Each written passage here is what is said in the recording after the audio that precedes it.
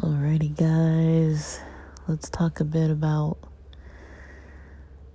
these gender norms. I might post this on the 4th of July, but the day that I am recording this is the day that I watched this video by the YouTube channel I Will Teach You to Be Rich. And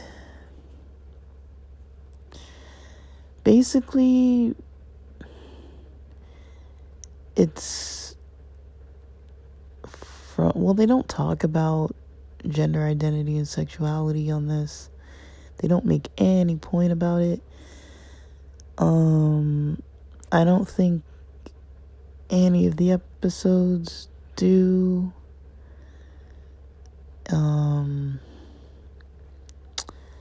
I think the guy making the videos, I think his name is Ramit. And he has older videos. I think he has a YouTube kind of financial documentary or something as well. And he basically does money coaching, talks about finances, and in his show on YouTube, he has people coming to him, unless it's another guy, he has people coming to him as couples or individuals about their finances, and they talk about their money, they talk about their finances.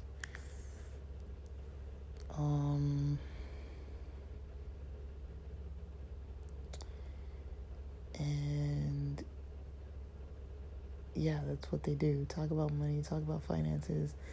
But they also look at, the spending habits, and some of them have kids, and some of them are, married couples or dating couples with no kids. I haven't seen any queer, well, no, there was a queer guy. There was one queer guy, but I believe he was single. And he got some money. I don't know if he won something. I can't remember if it was inherited or won money, and then he was kind of like blowing his money. And he has a lot of queer friends too, but I wasn't gonna talk about that episode in detail because I don't remember it and I haven't watched it recently. But I think this podcast that the same Ramit guy is doing is now talking to couples individually about a financial stressor. And the thing that I like is that they bring in psychology. They talk about emotions. They talk about let me see, definitely the finances, the scenarios that come with those. And so yeah, it's kind of interesting for people who like psychological topics, because I don't know, like I'll be honest, I didn't finish watching the ultimatum. As much as I love queer content and content with queer couples, I kind of found it to be like, I don't know, I just wasn't in the mood for like something dramatic, so I didn't want to watch like a drama. And so yeah, I just didn't want to watch a drama. So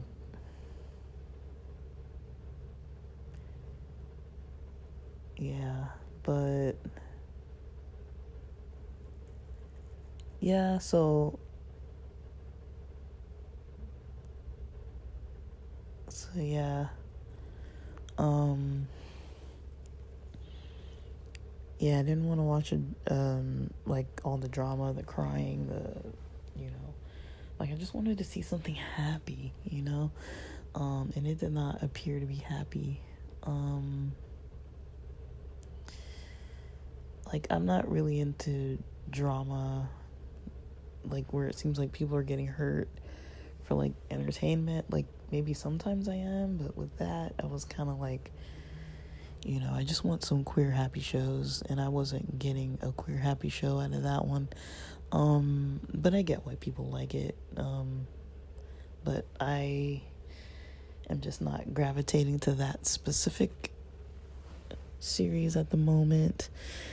But I wish that there was something that was out that I could kind of, find thought-provoking. So this one I found a little thought-provoking. So it goes to this couple, Nate and Serena, and, the thing that kind of stuck out to me was, financially they have these, like, gender roles, and I guess in a way,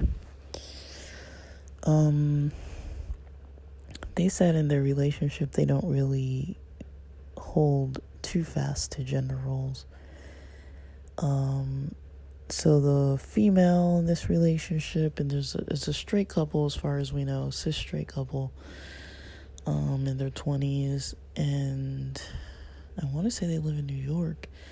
Maybe not. Maybe they don't live in New York, but the lady makes $80,000 a year. The guy makes $45,000 a year, and within the next 2, maybe 3 years, he could probably be making somewhere near $300,000. And I guess the first issue that they brought up, I'm not going to go through all their issues, but the first issue that they brought up was about this $3,000 loan that she gave to him for them to take a trip together, because he didn't have the money, and he said he'll pay her back. But it sounds like it's been multiple weeks. She keeps bringing it up every week, and he hasn't mentioned anything about paying her back or making a plan to do so. He doesn't seem to get a lot of money. Their rent used to be $2,000, which between the two of them, they split. Now it seems like the rent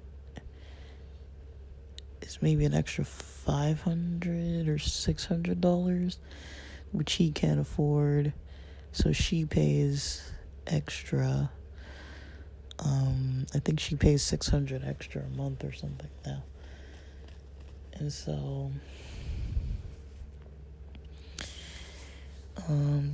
yeah, I just found it interesting because between the two of them right now,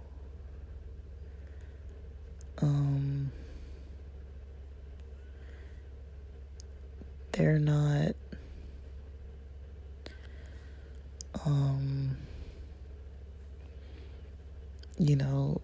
they're not within the gender norms. Like, she's making almost twice what he makes. And when it came to, like, going out or going to dinner, he has some trouble paying for going out, because she wants to feel taken care of, and like he's treating her. I guess spoiler, she comes to some recollection that the way he plans things and has an enjoyable time when they're together, and that's a form of him showing that he cares, even though it's not financially paying for everything. And he admits that sometimes he pays for stuff, even when he can't really comfortably afford it, just to avoid her being unhappy with him. And he feels like he has to, like, grovel, and she's not very good with, like, being in tune with his emotions on things. So yeah, it's just a lot. I was just like, oh my gosh. But the thing I liked about it is that it's not just like them fighting and arguing. Like, they actually do come to some resolution. And I just thought it was cool though, because I know a lot of queer people like kind of that like wholesome relationship content, and a lot of times we don't see like queer finance episodes, series, or whatever, but like you might see like a couple on there, but you don't usually see like a queer series all about it. And I feel like it would maybe be interesting to have queer couples because, even though, the finances might be a different story, the career choices might be a different story, and definitely the roles might be different. I wonder if that makes it easier or harder on couples with how they spend.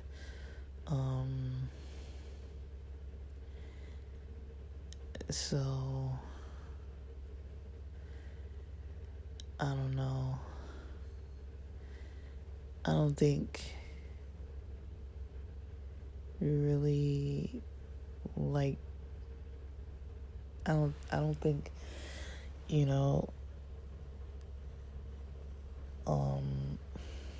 I think where there might be some differences, where I would speculate, would be, queer couples in their 20s living together, sharing an apartment. I don't know how common that is. The types of jobs and education that people have and training to get work. I'm not too sure what that looks like. I would say statistically, if we're going by statistics, usually there are more, I guess over half of the homeless youth tend to be LGBT identified people. And so, if we're on that end of the spectrum of poverty versus another end of the spectrum of looking at education and career choices, still, LGBT people tend to be underpaid, at risk of, having their job security at risk, because a lot of states honestly don't have protections, and might be passed over in different jobs, and there might be a lot of like differences. Like I think when I watch Queer Eye and shows like that, like sometimes I see more like queer couples and how they live, and they talk about kind of how they are together, like how the relationship is going and how their family dynamics are and stuff.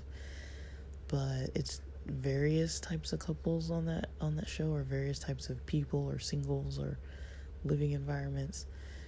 I don't think I've seen a lot of queer representation about